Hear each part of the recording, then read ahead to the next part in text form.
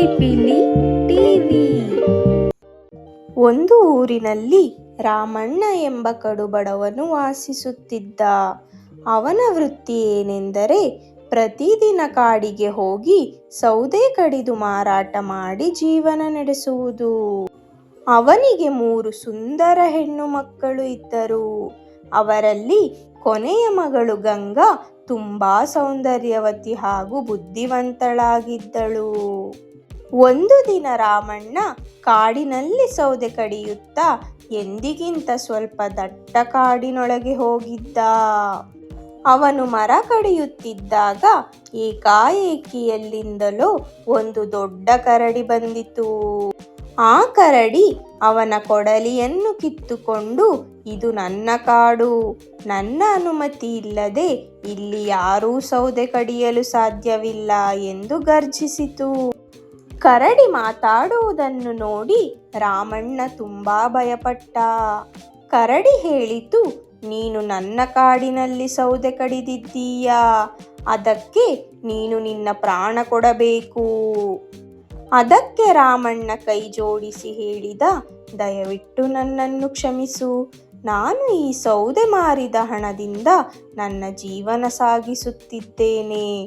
ನನಗೆ 3 ಹೆಣ್ಣು ಮಕ್ಕಳು ಇದ್ದಾರೆ. ನಾನು ಸತ್ತರೆ ಅವರು ಅನಾಥರಾಗುತ್ತಾರೆ. ಕರಡಿ ಸ್ವಲ್ಪ ಯೋಚಿಸಿ ಹೇಳಿತು, ನಿನ್ನನ್ನು ಬದುಕಲು ಬಿಡುತ್ತೇನೆ, ಆದರೆ ಒಂದು ಷರತ್ತು ಇದೆ. ನಿನ್ನ 3 ಹೆಣ್ಣು ಮಕ್ಕಳಲ್ಲಿ ಒಬ್ಬಳನ್ನು ನನಗೆ ಮದುವೆ ಮಾಡಿಕೊಡಬೇಕು. ರಾಮಣ್ಣ ಏನು ಮಾಡಬೇಕು ಎಂದು ತಿಳಿಯದೆ ಒಪ್ಪಿಕೊಂಡ. ನಾಳೆ ಇಲ್ಲಿಯೇ ನಿನ್ನ ಮಗಳನ್ನು ಕರೆದುಕೊಂಡು ಬಾ, ಕೊಟ್ಟ ಮಾತಿಗೆ ತಪ್ಪಬಾರದು ಎಂದು ಕರಡಿ ಹೇಳಿತು. ಮನೆಗೆ ಬಂದ ರಾಮಣ್ಣ ತನ್ನ ಹೆಣ್ಣು ಮಕ್ಕಳಿಗೆ ನಡೆದದ್ದನ್ನೆಲ್ಲ ಹೇಳಿದ. ಅದನ್ನು ಕೇಳಿದ ದೊಡ್ಡ 2 ಮಕ್ಕಳು ಕರಡಿಯನ್ನು ಮದುವೆಯಾಗುವುದಕ್ಕಿಂತ ಸಾಯುವುದೇ ಉತ್ತಮ ಎಂದು ಹೇಳಿದರು. ಆದರೆ ಚಿಕ್ಕ ಮಗಳು ಗಂಗಾ ಮುಂದೆ ಬಂದು ಹೇಳಿದಳು, ಅಪ್ಪ, ನಾನು ಕರಡಿಯನ್ನು ಮದುವೆಯಾಗುತ್ತೇನೆ. ನೀವು ಕೊಟ್ಟ ಮಾತನ್ನು ಉಳಿಸಬೇಕು. ಮರುದಿನ ಬೆಳಗ್ಗೆ ತಂದೆ ಮತ್ತು ಮಗಳು ಕಾಡಿಗೆ ಹೊರಟರು. ಈ ಸುದ್ದಿ ಊರಿನಲ್ಲೆಲ್ಲ ಹರಡಿತು. ಜನರು ಇವರಿಗೆ ತಲೆ ಕೆಟ್ಟಿರಬೇಕು ಎಂದು ಮಾತನಾಡಿದರು. ಆದರೆ ಗಂಗಾ ಮತ್ತು ರಾಮಣ್ಣ ಯಾರ ಮಾತನ್ನೂ ಪರಿಗಣಿಸದೆ ಕಾಡಿಗೆ ಹೋದರು. ಅವರನ್ನು ಕಂಡ ಕರಡಿಗೆ ತುಂಬಾ ಸಂತೋಷವಾಯಿತು.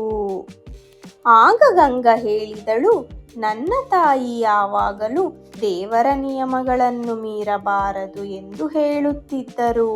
ಹೀಗಾಗಿ ನಾನು ನಿನ್ನೊಂದಿಗೆ ಶಾಸ್ತ್ರಕ್ಕೆ ಅನುಗುಣವಾಗಿ ಮದುವೆಯಾಗಲು ಬಯಸುತ್ತೇನೆ. ಆಗ ಕರಡಿ ಹೇಳಿತು, ಆದರೆ ಮದುವೆ ಮಾಡುವ ಪುರೋಹಿತ ಯಾರು? ರಾಮಣ್ಣ ಊರಿಗೆ ಹೋಗಿ ಪುರೋಹಿತರನ್ನು ಕರೆತಂದನು. ಅವರ ಜೊತೆ ಊರಿನ ಕೆಲವರು ಈ ವಿಚಿತ್ರ ಮದುವೆ ನೋಡಲು ಕಾಡಿಗೆ ಬಂದರು. ಮದುವೆ ವಿಧಿ ನಡೆಯಿತು. ಕರಡಿ ಗಂಗಾಳಿಗೆ ತಾಳಿ ಕಟ್ಟಿದ ಕ್ಷಣ ಏಕಾಏಕಿ ಕರಡಿಯ ಜಾಗದಲ್ಲಿ ಒಬ್ಬ ಸುಂದರ ಯುವಕ ಕಾಣಿಸಿಕೊಂಡ. ಅದೇ ಸಮಯದಲ್ಲಿ ಕಾಡೆಲ್ಲ ಮಾಯವಾಗಿ ಅದರ ಜಾಗದಲ್ಲಿ ಒಂದು ಅದ್ಭುತ ಅರಮನೆ ಕಾಣಿಸಿಕೊಂಡಿತು. ಅಲ್ಲಿದ್ದವರೆಲ್ಲ ಆಶ್ಚರ್ಯದಿಂದ ನಿಂತರು. ಆ ಯುವಕ ಹೇಳಿದನು, ನಾನು ಒಬ್ಬ ರಾಜಕುಮಾರ. ಒಬ್ಬ ಋಷಿಗೆ ತೊಂದರೆ ಕೊಟ್ಟ ಕಾರಣ ಅವರ ಶಾಪದಿಂದ ಕರಡಿಯಾಗಿದ್ದೆ. ಯಾವುದೋ ಒಂದು ಒಳ್ಳೆಯ ಹುಡುಗಿ ನನ್ನನ್ನು ಮದುವೆಯಾದರೆ ನಾನು ಮತ್ತೆ ಮಾನವನಾಗುತ್ತೇನೆ ಎಂದು ಶಾಪ ಇತ್ತು. ಇಂದು ಗಂಗಾ ನನ್ನನ್ನು ಮದುವೆಯಾದ್ದರಿಂದ ಶಾಪ ಮುಗಿದಿದೆ. ರಾಮಣ್ಣನ ಸಂತೋಷಕ್ಕೆ ಪಾರವೇ ಇರಲಿಲ್ಲ. ತಂದೆಯ ಮಾತನ್ನು ಉಳಿಸಲು ಹಿಂದೆ ಮುಂದೆ ನೋಡದೆ ಕರಡಿಯನ್ನು ಮದುವೆಯಾದ ಗಂಗಾಳ ಒಳ್ಳೆಯತನಕ್ಕೆ ಅದ್ಭುತ ಬಹುಮಾನ ದೊರೆಯಿತು.